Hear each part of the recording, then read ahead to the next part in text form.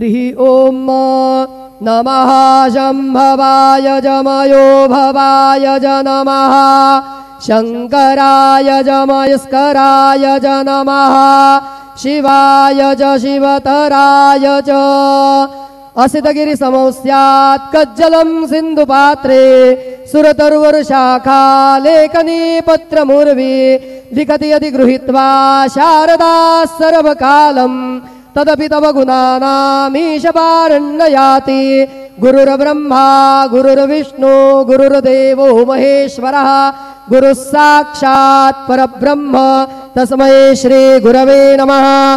सद्गुरु साईनाथ देवताभ्यो नमः। सायं पूजा परिपूर्णार्थे विलेपनार्थे चन्दनं समर्पयामि। श्रीखण्डं चन्दनं दिव्यं गन्धाढ्यं सुमनोहरं विलेपनं सुरश्रेष्ठ चन्दनं प्रतिगृह्यताम्। विलेपनार्थे चन्दनं समर्पयामि। अक्षताच्च सुरश्रेष्ठा कुङ्कुमाक्ता दुशोभिता मया निवेदिता भक्त्या गृहाण परमेश्वर। चन्दनस्योपरि अक्षतान् समर्पयामि। अबीरञ्च गुलालञ्च हरिद्रादिसमन्वित नानापरिमलद्रव्यं गृहाण परमेश्वर। नानापरिमलसौभाग्यद्रव्याणि समर्पयामि।